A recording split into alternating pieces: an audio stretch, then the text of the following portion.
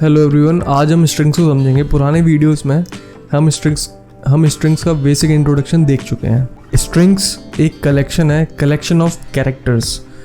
Python में और भी कलेक्शंस होते हैं जैसे लिस्ट, सेट, टपल, स्ट्रिंग्स, जो हम आगे के लेक्चर्स में देखेंगे। स्ट्रिंग्स डिफाइन करने के लिए सिंगल कोट या डबल कोट का यूज़ कर सकते हैं।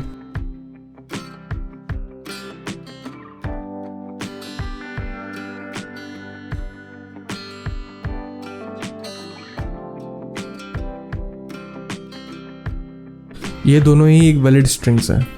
स्ट्रिंग को डिफाइन करने का बेसिक रूल ये है कि अगर आप स्ट्रिंग को सिंगल कोट से स्टार्ट कर रहे हैं तो एंड भी सिंगल कोट से ही करेंगे, डबल कोट से स्टार्ट कर रहे हैं तो एंड भी डबल कोट से ही करेंगे। इसका उल्टा करोगे तो आपको एक एरर मिलेगा। अब समझते हैं पाइथन में एस्केप कैरेक्टर क्या होता है। स्ट्रिंग एक या एक से अधिक कैरेक्टर से मिलकर बनाई जाती है।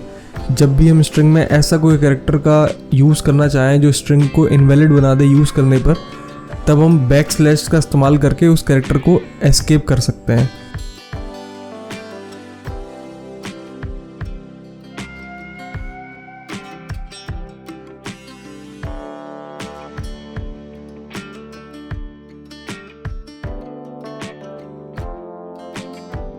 आशीष said this is Aarti's car. Sorry, थोड़ा एंड में हमें एक डबल कोट और देना रहेगा। अब ये perfect. Ashish said this is Aarti's car.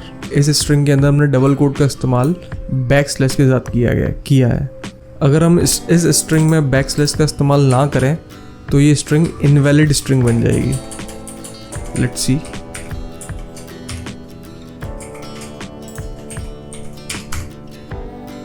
अनटर्मिनेटेड string literal, right. इसी तरीके से और भी एस्केप कैरेक्टर्स होते हैं, जैसे कि सिंगल कोट को एस्केप करना, बैक स्लैश को एस्केप करना, न्यू लाइन को एस्केप करना और आदि। आप इनका इस्तेमाल करके इन सभी को आप ट्राई कर सकते हो अपने कोड में और देख सकते हैं इनको कैसे यूज़ किया जाता है। पाइथन में मल्टी लाइन स्ट्रिंग्स का यूज़ भी किया जाता है। मल्टी लाइन स्ट्रिंग डिफाइन करने के लिए ट्रिपल कोट्स का इस्तेमाल किया जाता है। या तो आप ट्रिपल सिंगल कोट ले सकते हैं या triple double quote. For example, this is a multi line string print S1। यह एक वैलिड स्ट्रिंग है जिसमें हमने मल्टी लाइन यानी कि एक से अधिक लाइन में इस स्ट्रिंग को डिफाइन किया है। Let's see, this is a multi line string. Same way में अगर आप यहाँ डबल कोट का इस्तेमाल करते तब भी एक वैलिड मल्टी लाइन स्ट्रिंग होती। दो या दो से अधिक स्ट्रिंग्स को जोड़ने यानी कॉनकैटिनेट करने के लिए प्लस ऑपरेटर का यूज़ किया जाता है।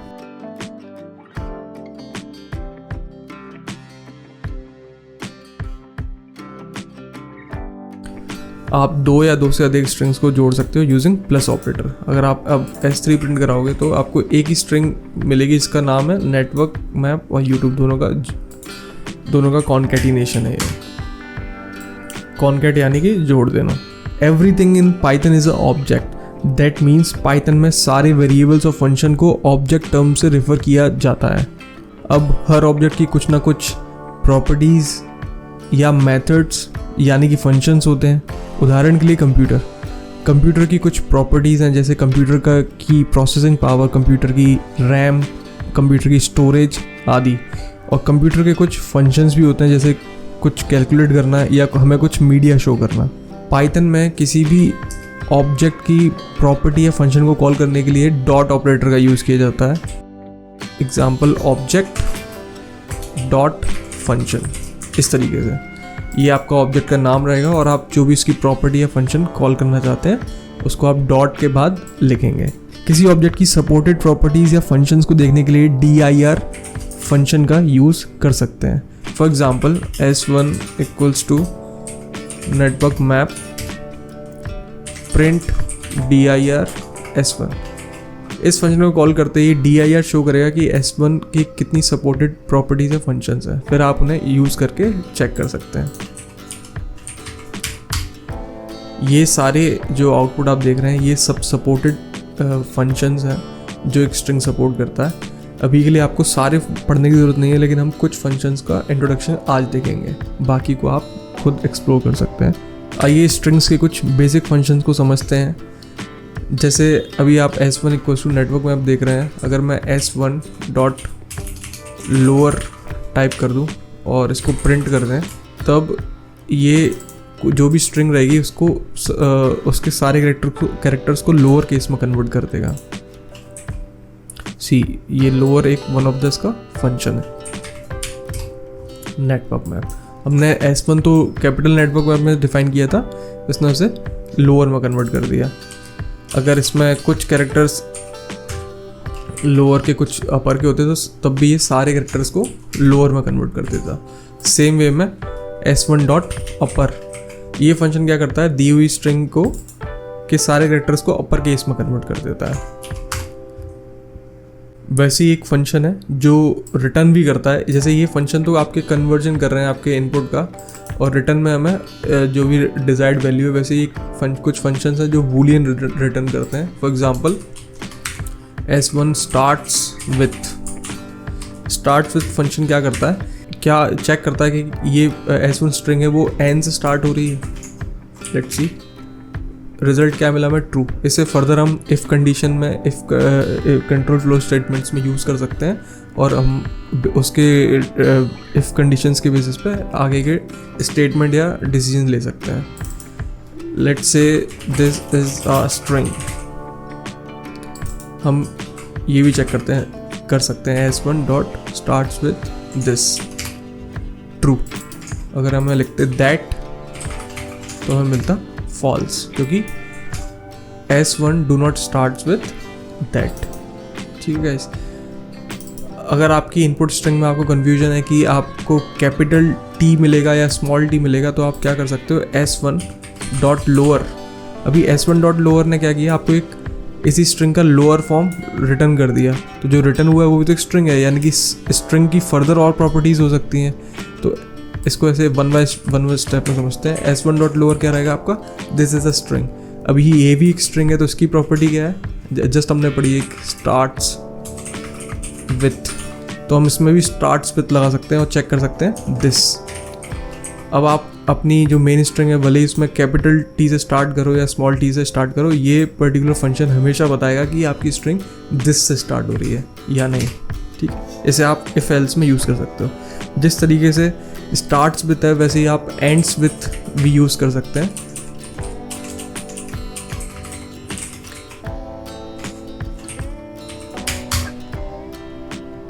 सॉरी, टाइपो, एंड्स विथ तो ट्रू। अगर आप यहाँ पे कुछ ऐसा देंगे जो जिससे एंड नहीं हो रही string, for example string dot, तो ये फॉल्स हो जाएगा। ठीक है, वैसे ही एक और फंक्शन है, ये कुछ मैं बेसिक फंक्शन बता रहा हूँ जो आप बहुत ज़्यादा स्टार्टिंग में, एक तो आपके लिए ईजी है समझने के लिए और ज़्यादा यूज़ करेंगे। स्ट्रिंग्स के बहुत ज़्यादा और भी सपोर्टेड फंक्शंस होते हैं जिनको आपको अगर पता है कि ये फंक्शन है, आप सर्च करके बिल्कुल समझ सकते हैं। जैसे कि S1 डॉट रीप्लेस, ये फंक्शन है। अभी तक जो भी आपने फंक्शन देखे वो कुछ भी आर्ग्यूमेंट एक्सपेक्ट नहीं करते थे। ये फंक्शन 2 आर्ग्यूमेंट एक्सपेक्ट करता है। पहली चीज़, एक तो फाइंड किसे करना है और दूसरा रिप्लेस किससे करना है। फॉर एग्जांपल मैं लिखूँ इज़ और रिप्लेस कर दूँ आर से, तो इस स्ट्रिंग में जहाँ जहाँ इज़ होगा वहाँ पे आर रिप्लेस हो जाएगा। लेट्स सी, देखिए इज़ रिप्लेस हो चुका है आर से। दिस में भी इज़ था, दिस इज़ द स्ट्रिंग में भी इज़ था, और ये इसने पूरा रिप्लेस कर दिया। अगर आप यहाँ पे आ और टी एच से रिप्लेस करते तब भी हो जाता दिस इज़ द स्ट्रिंग। ठीक है, तो आप स्ट्रिंग में कुछ भी चीज़ को फाइंड करके उसको किसी और चीज़ से रिप्लेस कर सकते हो यूजिंग दिस फंक्शन। तो ये कुछ बेसिक फंक्शन थे। जब हम पता करना चाहें कि एक string for example S1 is a part of और मेंबर ऑफ स्ट्रिंग 2, तब हम मेंबरशिप ऑपरेटर का यूज़ करते हैं। फॉर एग्जांपल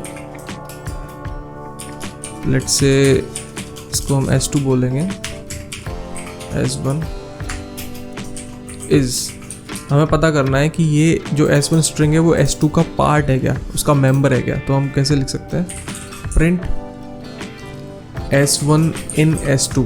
जो इन ऑपरेटर है उसका कैलकुलेशन होने के बाद आपको एक बूलियन रिजल्ट मिलेगा, यानी कि ट्रू या फॉल्स। यानी कि S1 अगर S2 स्ट्रिंग में प्रेजेंट होगा तो आपको ट्रू मिलेगा। Let's see, true. अगर मैं यहाँ आर लिखता, बेसिकली हम चेक करें क्या ARE is part of this string, तो हमें फॉल्स मिलेगा। जिस तरीके से इन होता है वैसे ही नॉट इन भी आप चेक कर सकते हो। तो S1 नॉट इन S2, क्या if RARE is not part of this is a string that is S2 which is true, तो which is true ARE is not part of S2 string. तो इन और not in operator आप समझ गए, right. आप इन जो भी आपके ऐसे ऑपरेटर्स होते हैं या ऑपरेशंस फंक्शंस होते हैं जो बूलियन रिजल्ट रिटर्न करते हैं, उन्हें आप कंट्रोल फ्लो या फिर कंडीशनल स्टेटमेंट में यूज़ कर सकते हैं, जैसे कि इफ़। मेंबरशिप ऑपरेटर का यूज़ किसी भी कलेक्शन पर किया जा सकता है, यानी कि लिस्ट, टपल, सेट्स पर भी इस ऑपरेटर का यूज़ कर सकते हैं।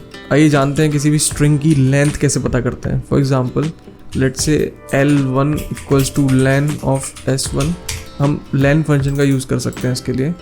L2 equals two lane of S2, let's print S1 L1 and print S2 L2।